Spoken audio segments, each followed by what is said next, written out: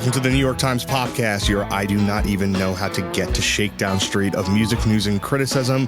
I'm your host, John Caramonica.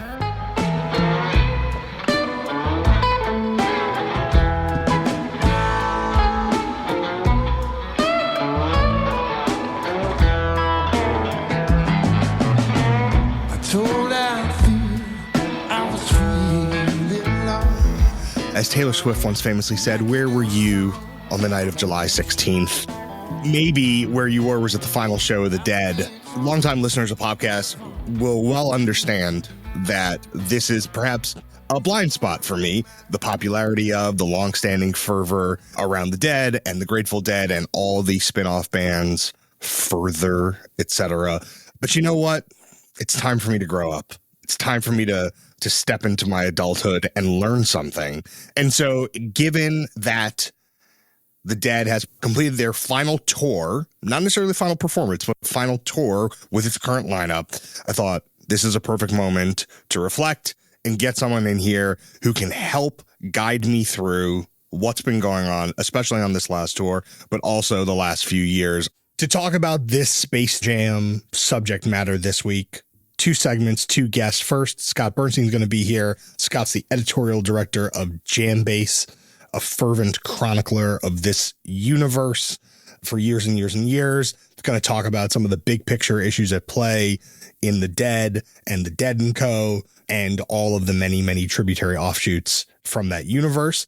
And then later, Marc Tracy is going to show up. Marc wrote about the final Dead & Co. shows, final, in quote marks, Dead & Co. shows for the Times. And we're going to talk to Marc about the relationship between Dead and Phish and also the appeal of the universe of the Dead across generational lines. But first, Scott Bernstein is here. Scott's been going to these shows based on his writing for a long ass time. First of all, welcome to Popcast. Thank you for having me, John. Glad to be here. I'm psyched you're here. Also, you are currently, by the time this airs, this will have happened already, but you are in Boston for JamBase's 25th anniversary, right? What's the vibe? What's going on for these events? That's correct. We're really excited to celebrate 25 years of our site, which is the destination for live music.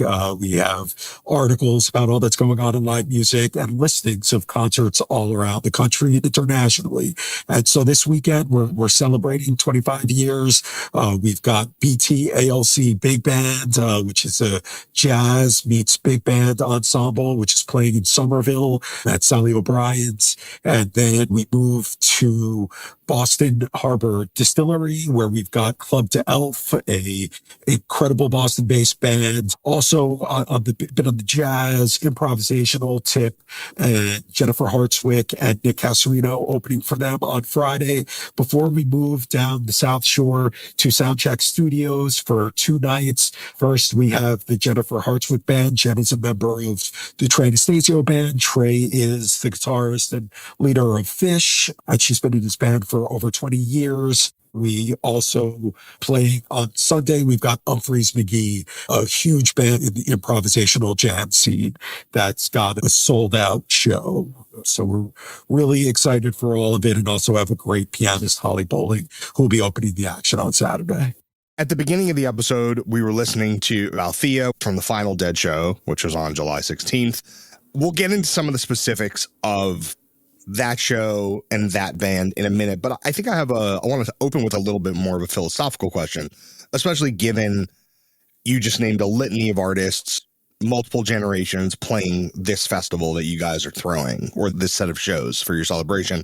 Can you trace them all to a common antecedent? And is that antecedent, is it the original Grateful Dead? Is it Phish? Like, where's the kind of, if you're family treeing everything back, where is the point where all of those family trees hit the same root? I think it's the Grateful Dead improvised in concert while playing rock music. And that's really, they were one of the first huge bands to do that. So a lot of the Humphreys McGees, the Holly Bowlings come from that.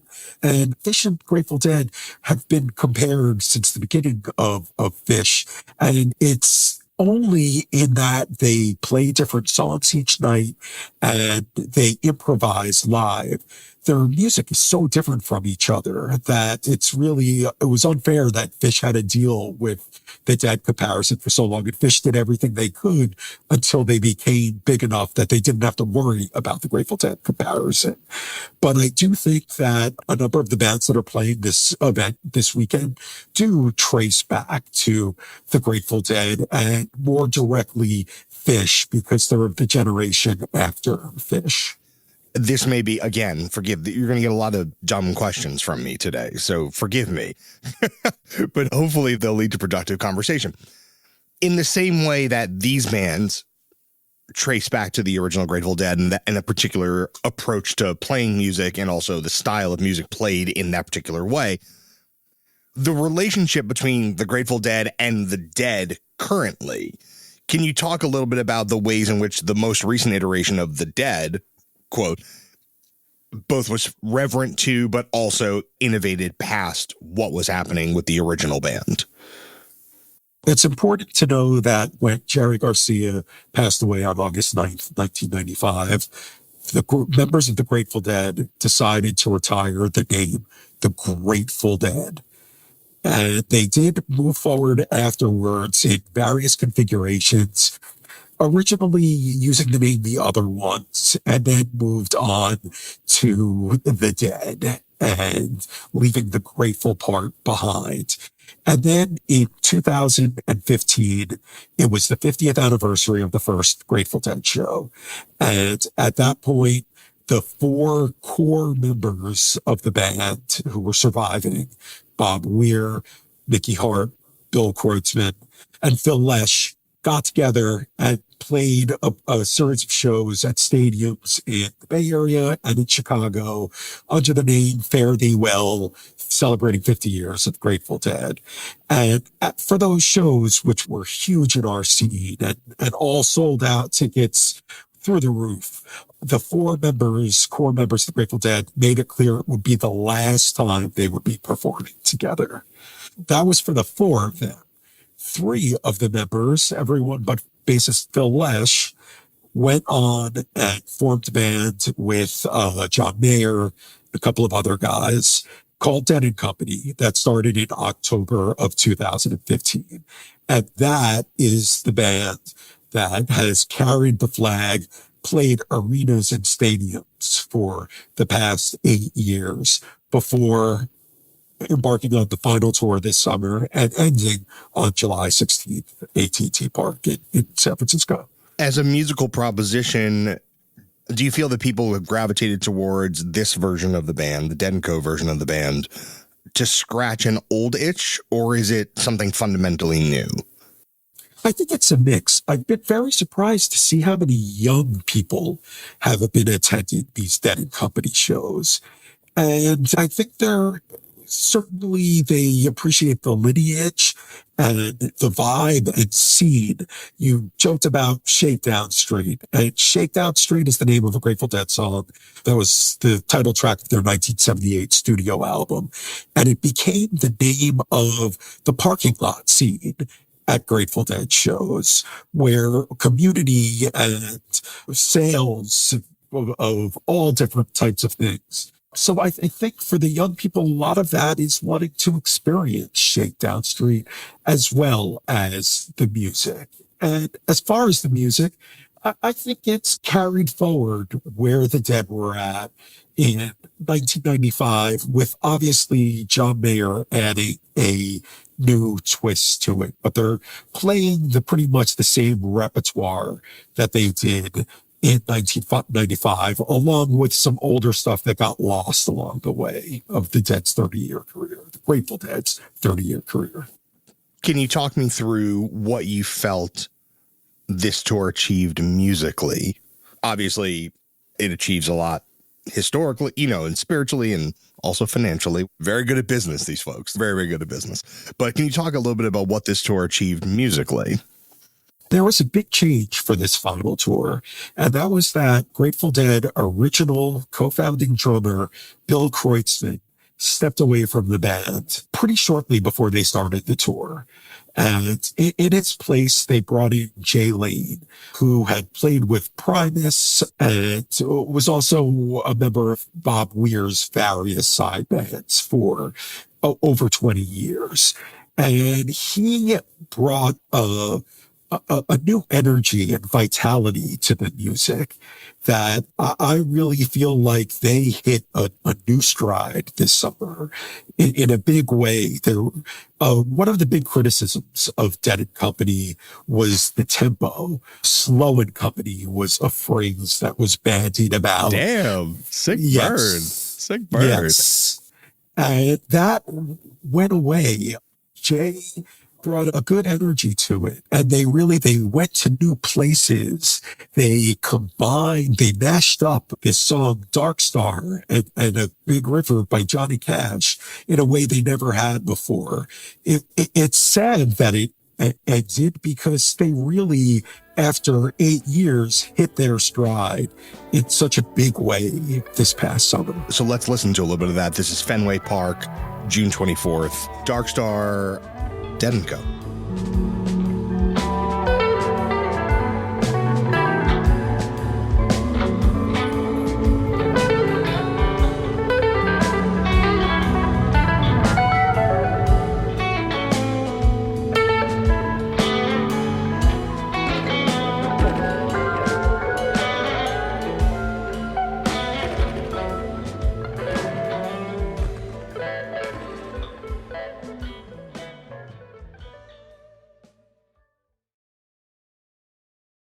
As a sort of casual, distant observer of this ecosystem for a long time, and also someone who professionally writes about bands who say they break up and then they reconstitute, they go away for 6 months, they there's no such thing as retirement.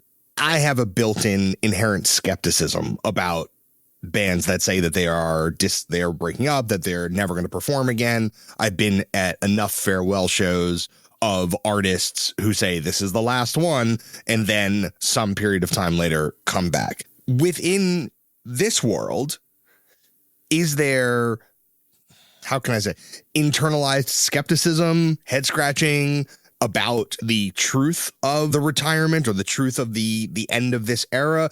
Is it more of an understanding that everything mutates and changes and there will continue to be music made by these folks, just potentially in a different configuration? How is that thought of internally? I think in both of those things. Yes, the music will continue by the members of the band in various formations. Bob Weir has a band, Bob Weir and Wolf Bros, that they have been playing for 4 or 5 years and already have a tour planned for this fall. So he's definitely a road dog and going to continue to make music. Also, certainly there was skepticism when it was announced as the final tour, but as it went on, and as there were so many magical moments over this past summer, it was clear that the band members themselves were starting to reconsider the move to have it be the last tour. Mickey Hart gave an interview where he said it's going to be the last tour, but it doesn't mean we won't play together. And we never said we'd stop playing together. John Mayer, the day after the tour, put an Instagram post talking about how magical the summer was and saying that this band will play together again. What the future holds is not clear at this point, but there will be a future for this band. And I think coming into the summer, they were more sure of it being the final tour than they are right now. Can you talk me through, again, forgive me as a novice, what do you feel each individual member of the band is excelling at in this most recent iteration? What's the thing, if you were to point me and say, John, this is actually where I need you to focus on this. What are the things with the individuals that you think would really speak to someone who is coming to it relatively cold? Bob Weir is the voice of Dead and Company when it comes to representing the original members of the Grateful Dead. And he is a rhythm guitar player with a style all his own, and such a unique and inventive style. And what's interesting with Dead and Company, and since Jerry's death, is he started singing a lot of songs that were written by Jerry, that Jerry sang throughout the whole Grateful Dead career. But Bobby really leaned into it. And as the years have gone on, his voice has become stronger. And he's really brought a nice tone to these songs that really works well, especially ballads. So I think that's where he really stands out. And then as far as John Mayer, he has really impressed as someone who didn't come from this world, who was more of a blues guy and a pop guy. He has the Jerry licks down while still infusing it with his own style. He isn't a Jerry clone. And he's also got a great voice and sings probably, I'd say, a quarter of the songs. The drummers, the Rhythm Devils, Bill Kreutzmann and Mickey Hart, they not only propelled the songs, and of course, Bill left before the final tour, but a major part of the show was called Drum Space. And that was when the stage was just turned over to the Rhythm Devils. And they have this huge setup that they really kept it interesting, added elements of even EDM and samples to the mix. And then the instrumentalists would come on stage and would purely improvise, not based around the song at all. For the drummers would come back and the rest of the show would continue. Bassist Oteil Burbridge came to Dead and Company from the Allman Brothers band. He was the Allman Brothers bassist for over 15 years. And he got the Dead and Company gig about a year after the Allmans broke up. And not only has a bass style all his own, and brings a groove, such a cool groove to these songs. He also sings occasionally and focuses on Jerry Garcia ballads with a beautiful, soulful voice.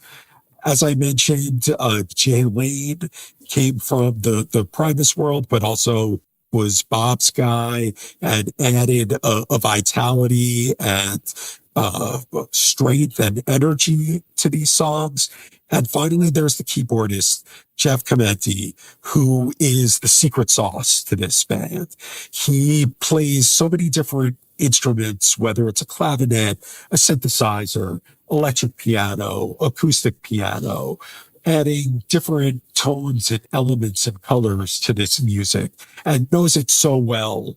And one of the coolest parts of the Dead and Company experience for me was watching the chemistry he had with John Mayer. The two of them played off each other so well. And that's what I'm particularly going to miss about this band if they don't play together again. I'm interested, even just hearing you talk through everybody's, especially the newcomers, relatively speaking, into the universe, about the durability of the music, in that you can bring in someone like Mayer or Oteil Burbridge who come from different lineages. And on some level, they're there to be faithful to the source material, but they come with a different toolkit. And I wonder, when those new toolkits are applied and the music, it has a new energy, it has a different texture to it, how is that generally received within the community? Is there a transition period of adoption of, we're not sure if this makes sense, and then over time people get acclimated to it? How does that work? Both, and I think those are probably two instructive cases. One with Oteil Burbridge coming from the Allmans, which is a very different kind of band, but also with John Mayer coming from more of a pop sensibility, and also, frankly, being just a very well-known, famous person who is like sublimating himself to the cause of the music. How have those transition points been for both of them in terms of fan reception? I think there was a lot of skepticism when the band was formed, with John coming from such a different world. And to be honest, I think there is still a number, there's a percentage of Grateful Dead fans that have never bought into Dead and Company. But there's a large number that did. And it took them time. And the band took time to warm up. They certainly didn't start from a heady level, but worked up to it. John Mayer certainly put in the time. He learned a huge repertoire of songs and had them down. I mean, it was never warming up, needing time for him to warm up. But I think there were some fans that no matter what any member of the Grateful Dead is going to do will be there, are just love the music so much that it doesn't matter what it sounds like. I hate to say it, but they'll be there no matter what. So there were certainly some of those people that were there for Dead and Company. But I think they also impressed a number of the skeptics over time. And the proof is in the pudding. They played stadiums. They sold out stadiums. The numbers of concert gross that they did was pretty mind-blowing and up there with the end of the Grateful Dead. Sometimes over the last 10 or 15 years, I found myself at shows of artists who don't have loads in common musically with the Grateful Dead or any of the spin-off bands, but there was something about the relationship of the crowd to the artist that to me felt like what I imagined the relationship of the crowd to artist in the Dead universe was like. I think there are some people who feel this way, frankly, about the Dave Matthews Band. Certainly there are people who feel that way about Phish. I remember having a very vivid sensation of that at a kind of one-off Bon Iver show where I was like, he's going to be doing a version of this for 10 or 20 or 30 years. He's never going to have a pop hit in any sense, but he is going to cultivate this faithful who like are experiencing themselves through what it's like to be in that shared space with him and whatever experimental or improvised thing that he's doing on stage when he's improvising or when the band is. I wonder if you can tell me a little bit about the expanded ecosystem of artists who you think are taking little pieces of the Grateful Dead's approach to developing community, because to me that seems as valuable as the music itself. You can have incredible music, but if you can't convince people to come back, that's it. You're a niche, you're a novelty.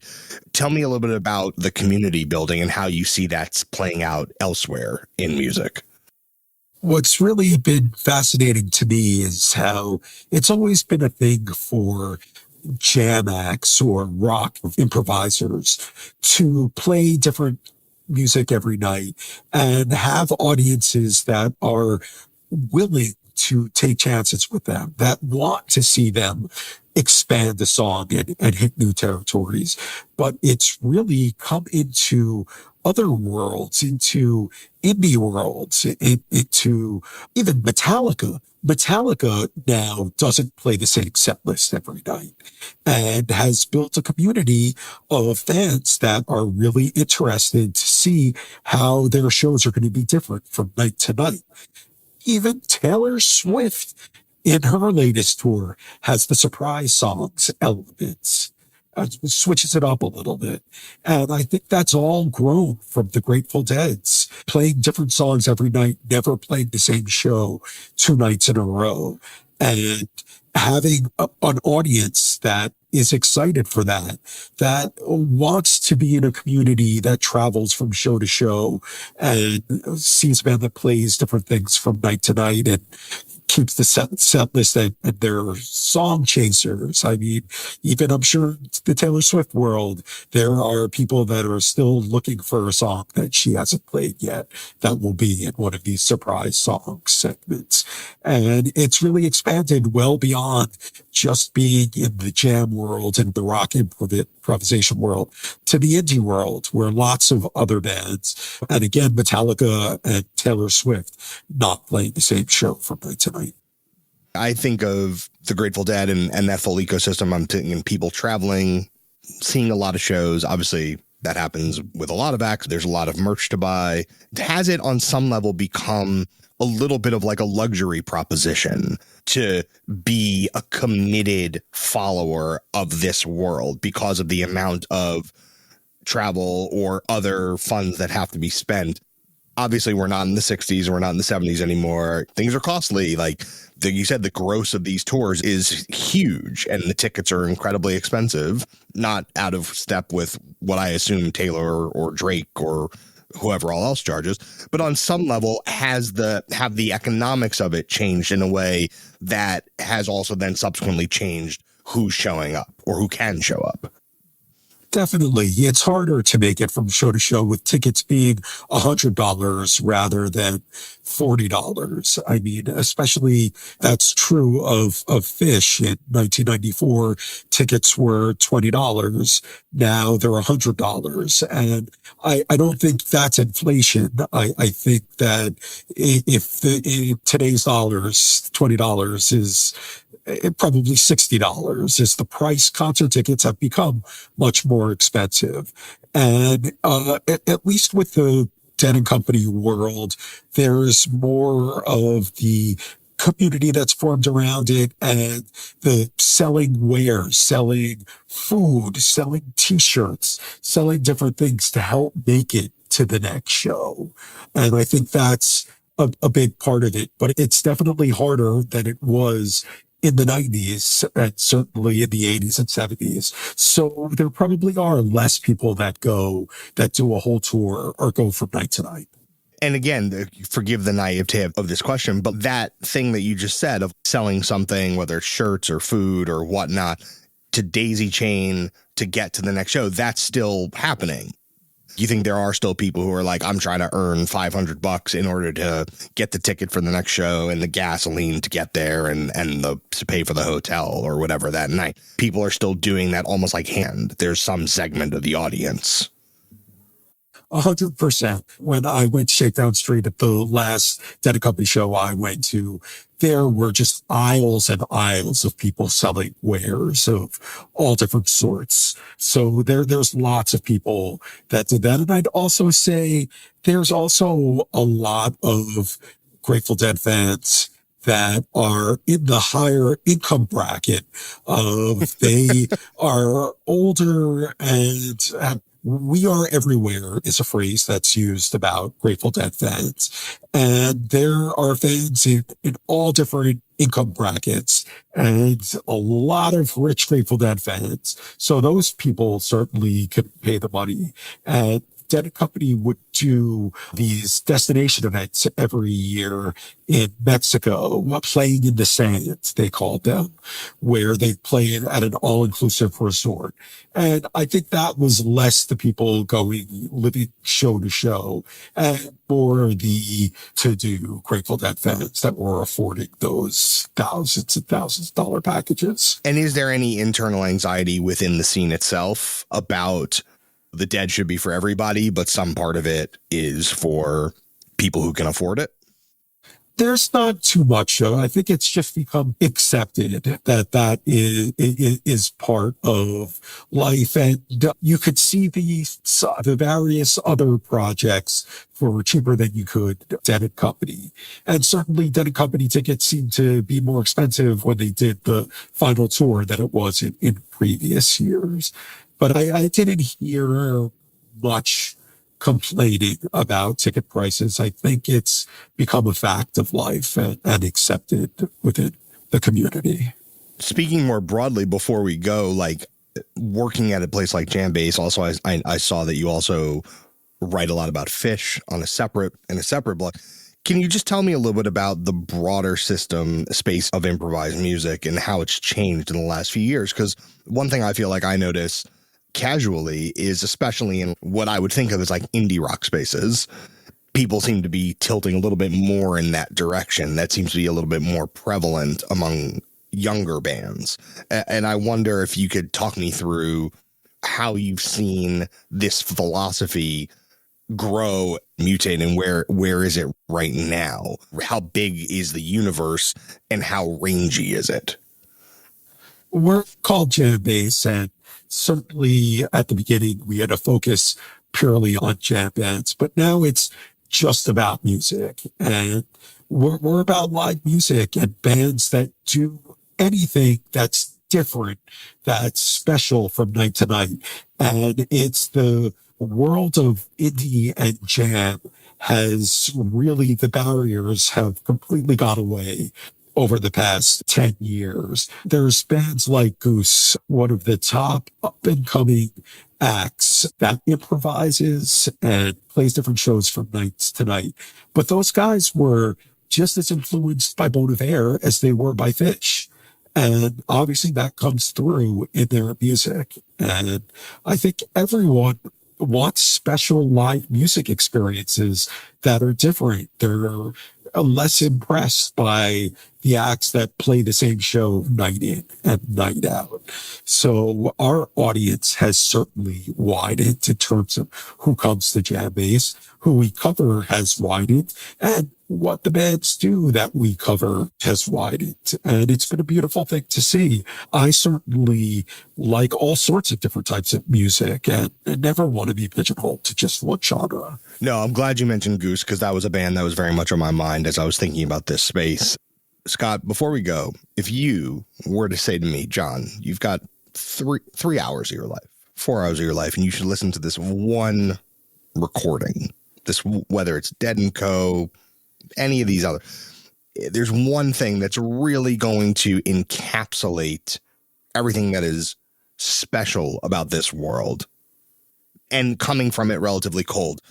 Drop me some homework and then we'll listen to a little bit of something as we go, but drop me some homework. I'm going to go with the Grateful Dead played a special concert in 1975 at the Great American Music Hall in their home city of San Francisco. It was released on a recording called One from the Vault, which was really one of the first live archival releases ever put out. And it starts with Bill Graham introducing the band, and they played the Holy Triumvirate of Help on the Way, It's Slipknot, It's a Franklin's Tower. Such a powerful, masterful version of it. I think anyone who loves music would love this sequence of songs. And it also shows off what made the Grateful Dead so special and their musicality. So that's what I would suggest. That would be number one on my list. Okay, so we're going to go out. We're going to listen to the Great American Music Hall in 1975. It's the Grateful Dead. Scott, I appreciate you taking some time in the midst of your convivial festivities to chat with me today. And forgive me if I didn't know anything. I apologize, but I'm grateful to now know more than I did 30 minutes ago. My pleasure. We all start somewhere, and I'm a big fan of podcasts. Glad to be here.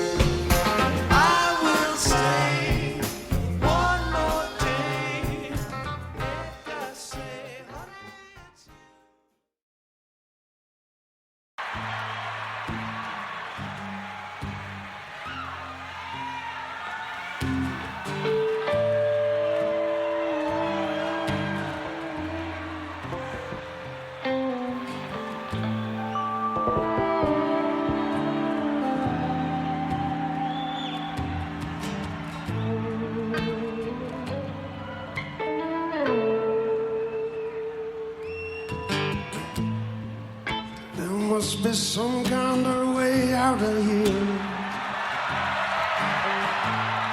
said the joker to the thief. Too much confusion, I can't get no relief. We're back. The jam is alive. Round 2, Marc Tracy is here. Marc, what's shaking?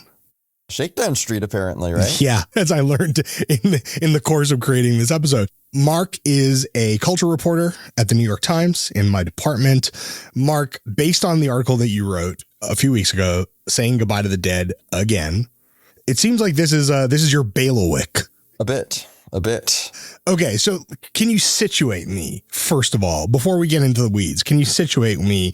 How does a young man of sterling repute fall into this scene? I'll be totally honest. And maybe this is heretical, I came to them through Phish, which is probably not the most typical of trajectories. I think it depends on your generation, actually. Okay, so Scott Bernstein, who was our first guest, he both edits JamBase, but also on a Phish blog, writes crazy on a Phish blog. So he's dipping toes in both waters. So he's no discrimination here. And this is a whole thing, like Phish and Dead, not in terms of a rivalry so much as like how much are they the same thing, how much are they not? You know, in the popular understanding, they're the same thing. Musically, if you go to a show, you will very clearly see that they're not really. There's a great Trey Anastasio of Phish is asked in the documentary Bittersweet Motel, which is, I believe, the first feature film by Todd Phillips, who's now Todd Phillips of The Joker and Old School. But he's asked about the whole Dead thing, inevitably. And he says, look, I love the Dead. They're a great band, but they grew up in the 50s listening to Bluegrass and Muddy Waters. I grew up in the 70s, like going to the mall. It's completely different. But so I came through Phish, really through my camp. I'm from the Washington area, but went to camp with a bunch of Long Island kids, which is starting to get really Phish territory. Got into Phish. I think it was also just searching for something in my life, or in the culture rather, like Phish, something that's very rewards kind of obsessiveness, is kind of cerebral, is a subculture, but was never going to be punk or heavy metal for me. That's just not, no shots, just not what I am. So I got into Phish, and then you do, by osmosis, by reading the blogs, in fact, by reading Phish.net, 2001, right? You learn about the Dead, and I always knew who they, I'd known about the Dead, but I really started learning more about the Dead. My cousin Debbie got me into the Dead. She's like of the older generation, but the youngest of them. So like of that generation, of like my mom's generation. So like she had that kind of musical taste. I think she probably bought me my first Dead albums, which were probably Dead Go to Nassau, 1980, and The Essential Europe, 72. When you were reversing into the Dead and realizing the musical differences from Phish to the Dead, did it take time for you to accept that a similar kind of community or whatever could be built around that? Did the fact that the music was radically different affect anything about your relationship to the community aspects of both scenes? Yeah, I mean, it was never going to be mine in the way Phish was. I mean, of course, arguably, Phish could not be mine either. I came too late to that, having come to it in 2001, right? But no, I felt a bit of ownership with Phish. I really went in hard on them, knew the stuff. The Dead were so ancient compared to Phish that they were never going to be mine, that scene. But that was okay. And musically, it was a lot, frankly, more simpatico with the classic rock stuff that I tend to love. What they really reminded me of was like they were clearly one of Phish's influences, along with prog rock and Frank Zappa and whatever else, right? And then from there, I tended to learn more about the water that the late 60s, early 70s Dead was coming out of, like music from Big Pink and stuff like that. But I mean, I think the one other thing that I kind of understood is that like there was a similarity in that famously no two shows are alike and they're going to jam things out. I'd be interested to know whether jam is anachronistic when describing like the Dead. I don't actually know. I don't know when that word came about. The phrase jam band, right? Like you wouldn't really call the Dead a jam band. They kind of preceded the jam bands almost, whereas Phish is a jam band, right? But I understood that they improvised the different versions, different set lists, and that was similar to Phish, and that would lend itself to like a community that wanted to travel with the band, wanted to obsess over the band, trade tapes, et cetera, et cetera. One thing that you talked there, well, there's two things in your piece that jumped out at me. One is that there's tension sometimes internally, even within the Dead and extended Dead ecosystem. People are mad John Mayer showed up or whatever, that there's like generational, intergenerational tensions. Or yeah, probably both, I guess. The other thing, and you get into this by talking about younger folks who have really taken to this scene and even the connections of this scene to dance music, rave culture, etc. Like I remember when I was covering concerts more regularly and occasionally festivals, which I will not do anymore because I guess I'm finally a grown up now. It took a while, but I think I'm finally a grown up. But I remember stumbling upon, I'm not going to remember the name. Someone who's listening, I'm sure will know what I'm talking about, but it was a festival in upstate New York somewhere, like actual, like real upstate, like real upstate. And it was essentially like all the optics of the bands, like all the visuals felt like rave or EDM, but all the music was like electronic jam. And it was like 50 artists. I'd never heard of any of them, but I was looking at like videos from the prior festival, and it's just tens of thousands. It's a camp, it's a camping festival. And I was like, this entire universe, like I pride myself on paying attention to all the different micro scenes. And I was like, this entire thing slipped right past me because it limbed two spaces that I sort of are blind spotty to, like improvised music live and like, at least in the 2010s, rave culture. Like 90s, different story. 2010s, I was not as dialed in on. But I was struck by people talking about those consonances, right? So can you talk maybe let's take the first thing first about, here's a group, the Grateful Dead, that has been multiple iterations. We are now in the final tour of Dead & Co. OG fans, what are they still showing up for? And what are they excited about? One thing, and this is also true of Phish and true of, say, a certain artist known for touring this summer, is there are Dead eras, just as there are Phish eras. There's the late 60s Dead when they were just playing kind of psychedelic blues. They're playing the same set list every time, and that's on the album Live Dead. There's early 70s Dead. There's late 70s Dead. There's different years, different tours. It's almost like wine or a vintage. I don't think it was always necessarily completely unnatural or completely unexpected that like the Dead would keep going post Jerry because of that whole dynamic, that it was already accepted that like the band was constantly changing, was dynamic, to say nothing of the fact that like the Dead lineup had changed. So I think when they keep coming back to the Dead post Jerry, or they go to see Rat Dog, Bob Weir's band, or Phil and Friends, Phil Lesh's band, I think a lot of them are excited to hear the same songs, the same songbook in a different way, played by different musicians. I think they're excited to be in the same place as a bunch of other people committed to this same esoteric, Byzantine, complicated culture and, again, songbook. I've often wondered what it is about Dead music, what it is about Phish music, frankly, that lends itself quite to the obsessiveness beyond the improvisation. I do almost think there's something to it a little bit, although different things, because, again, they're very different bands. In the case of the Dead, John Mayer was great in his interview, I gotta say. I know he's a polarizing figure. He was wonderful, and he was really talking about the Dead songbook and actually talking a lot about the lyrics. And Dead lyrics are just tremendous. A lot of them by Robert Hunter. I know this is too big of an umbrella question, but what are they about? As he said, they're about people trying to get people who are not home. He said, Grateful Dead songs are not at home. And he's right. And he also said something funny, but true, which is he always imagines them taking place like within a 60-mile radius of each other, all the songs, which is both literally true and that they're a California band, of course, but like a Bay Area band, but the songs take place in the inland west, like the Southwest. Leaving Texas, 4th day of July. I set out from Utah, I was trailed by 20 hounds. Half a mile from Tucson by the morning. That's another lyric from the same song, but there's a lot of that. But also spiritually, it's a less inhabited place. You're saying because of that, it isn't exclusionary in a way? It's not itinerant. It's itinerant. The songs are about going places, and the shows are about going places. And of course, some of this is literal, right? A part of Dead shows for lots of people was tripping, right? Taking acid.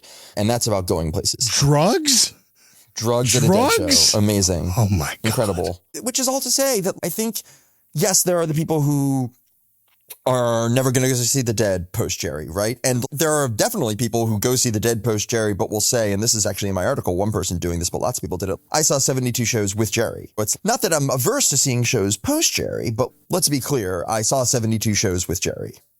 Because the music and the band is always about going places, I do think it lends itself to evolving and to mutating. It's Phil and Friends, and I went to a Phil and Friends show as well for this article. It didn't really make it, the scene didn't really make it into the article, but I went, and for me, who never saw the pre-Jerry Dead, I was 10 when Jerry died, Phil and Friends are actually my thing in terms of the Dead world. I used to go see them in college at the Beacon Theater when Warren Haynes was the guitarist. And now their guitarist is the guitarist in Goose, which is the kind of successor of Phish, right? Yeah, we talked about Goose in the last segment as well. Yeah. I bet you did. I bet you did. And that feels totally natural and organic to what the Dead are, which is similarly like adding John Mayer doesn't seem as crazy as it might have initially sounded, at least to me. It's not crazy that there's Dead & Co. It's not crazy that I saw Joan Osborne's first show with the Dead. They played Casey Jones at the end of the first set, I remember. And she was great. And they had, through the 70s, they had a woman singer as part of the band, Donna Jean Godshaw. So it was not totally random for an iteration of the Dead to have a female voice on stage. And they always lent themselves to that. And it's interesting, by the way, if we're going to do the compare and contrast, other than their original guitarist who left a couple years in and was replaced by Paige McConnell, Phish is the same four guys. And it might be, I don't want to think about it, and unfortunately really haven't had to think about it. I don't know how a Phish without those four guys would fly. That would be different. Like, I think part of the reason there can be so many spin-offs, whether individual members or just like reconstituted versions, is, to me, at least from the outside looking in, so much of the Dead is mythos as much as it is music. And I wonder, is Phish as much mythos as music? It's a great question. I would say yes. Phish is always about, yeah, the answer is yes. Because if anything, maybe even more, or not maybe more, but like more by design. Like Phish is about entertaining you. Like, they're going to give you a good show, and they're going to do it with music, of course, first and foremost, but like they're going to do it with vacuum cleaner solos. They're going to do it with the lights. I actually wrote an article about the Phish lighting designer. They are going to do it. There was a tour where they were playing chess with the audience. One move by move. They would do 2 moves a show or something. The Dead aren't that. The Dead are there for the music, right? And like the music, because of the sheer volume and the grandiosity of the music and of the lyrics, created a mythos. And of course, the taping culture, right? Which is the Dead's, maybe most indispensable thing that Phish et al. Inherited, right? Is like the culture of taping, creating shows. Now it's, of course, just knowing different shows and like going and knowing what this Dark Star was like compared to that Dark Star, what that year's Dark Stars were like compared to that year's Dark Stars. So yes, I would say there is a Phish mythos in a similar way. Again, it's a little different because Phish is operating in the Dead's shadow, and they're postmodern where the Dead are high modern. But yeah, I would say there is a similar mythos. When you were talking to fans and talking especially to younger folks, I'm curious. Younger folks love the Dead. It's amazing. Yeah, I want to know about Younger that. than I will say, socially, anecdotally, certainly through my time hanging out with kids who like getting dressed and love the aesthetics of the Dead and Deadheads. Shout out Mr. Mort and his legendary Dead Style book.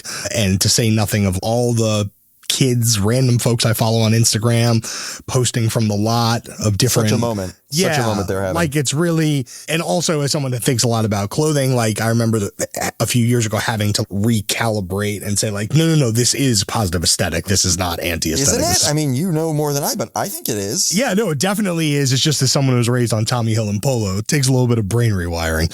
What were the, Mark, what were the young folks saying? What were the young folks telling you? The young folks were like, often they had a parent or two who were dead people. It was passed down to them. They got it in the home.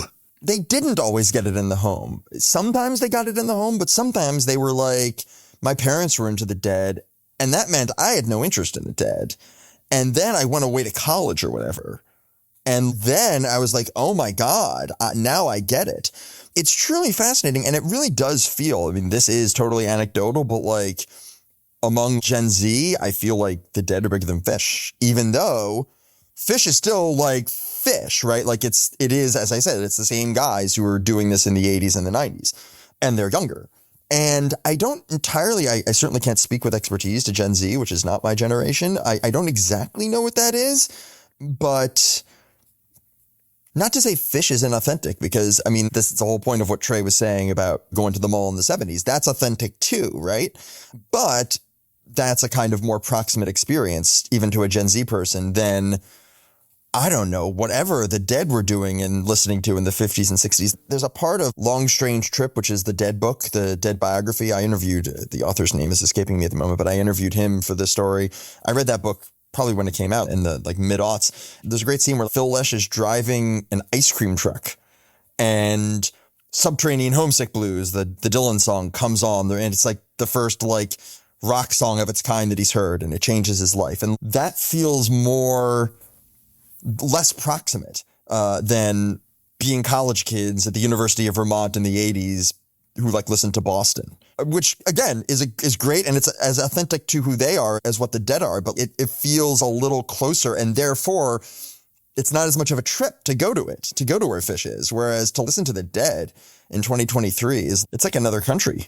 At best, my understanding of it is anecdotal. I do think being a part of a Dead community or Dead adjacent community feels like all of the underwiring of the internet and connectedness with none of the technology. Yes, I mean, but that I think it's this. I mean, because that is very true. What you just said is 1,000,000% true and important. It's just also true of Phish. And in fact, Phish was super early to the internet. Phish.net was a very early website, unsurprisingly. What I think it is maybe is just as much as Phish, maybe even more, the Dead reward obsessiveness. They reward investment. You're going to get a return on that investment. But the initial hurdle, the initial price of entry is a little lower because the Dead's most accessible stuff is pretty accessible. I mean, American Beauty is a very prominent and important and easy to listen to classic rock album, as are lots of their stuff. Phish's stuff is always going to be a little more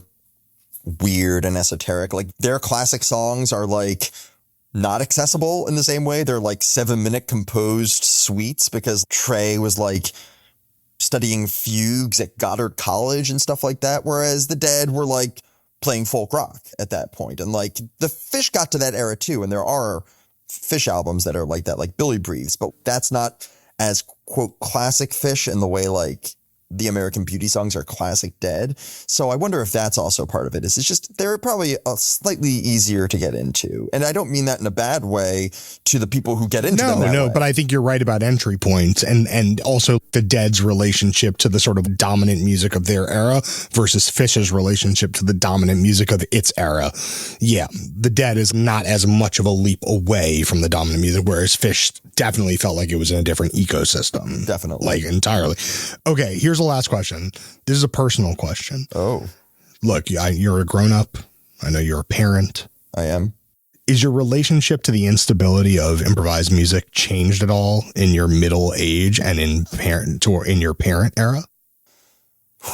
Great question. And I should caveat and first point out that for Father's Day, I did get a Grateful Dead t-shirt, and my older son has a similar Dead t-shirt, and I deliberately wear them together. Getting it in the home. No, I think if anything, I latch onto it more. My home life is very routine. You're right about that. Little kids both require and frankly thrive on routine.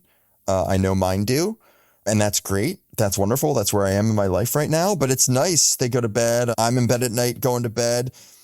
Go to archive.org and turn on some random Dead show and hear the songs in different ways. I recently got into, there's this one show from 1982 in New Jersey that Jerry Garcia, it was the Jerry Garcia Band, which there you go. The Jerry Garcia Band was a spinoff of the Grateful Dead that existed for most of the Grateful Dead's lifetime with Jerry. But it was a solo show. It's a solo show. And it's on Archive. It's on YouTube, frankly. And it's really the only instance of Jerry Garcia playing songs, just him on acoustic guitar. It's totally different. It's totally wild. It's the last thing you think of when you think of Jerry Garcia is him accompanying himself with guitar chords, right? He's this plucker. He's this bluegrass inflected lead guitarist plucker. And so it's totally different. And it's great. And I love it, even though it's different. And maybe precisely because it's different. So no, it's there's that line. It's you need discipline in your life so you can have creative chaos. Philip Roth, famously would retreat to his cabin in the Connecticut woods and write a ton of books the about all sorts of the depraved wildest, things. Yes. Yeah. I mean, it's a wonderful question. And no, I find it's even more. The difference now is going to shows is much more, literally going to shows is much more of a lift for me because I'm usually going to be up at 6 a.m. the next morning anyway. So that it has taken a hit, but that's okay.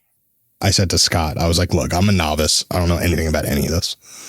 If you're going to point me, and maybe you should do this for Phish. He did this for the Dead. If you're going to point me. I had my Dead answer already, but that's Oh, no, interesting. give me both. Give me both. To a show, to like a signature show that I should just take 3 hours and just throw on and will teach me something and afford me entry. Not in the same way that there is for the Dead, there is a standard answer to the Phish question. And the answer is 12/31/95, New Year's 95. It's the closest thing they have to a Cornell show, although again, it's not the Cornell show. And it will teach you what they were doing at their first peak.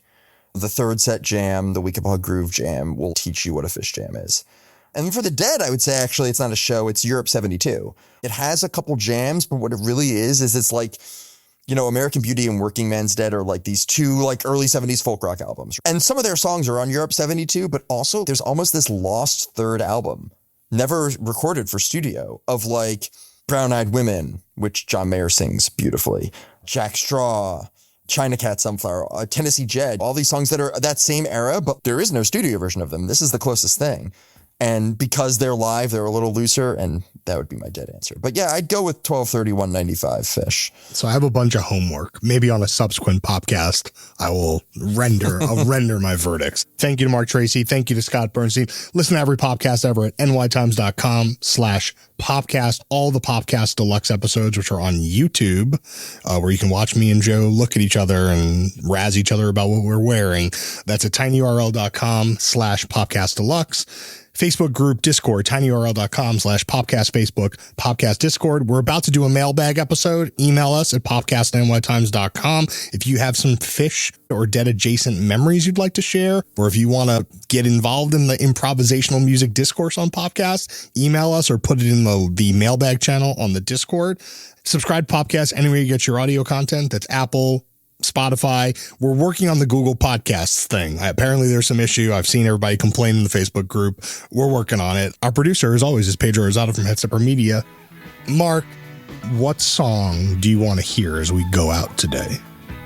I would love to hear Eyes of the World.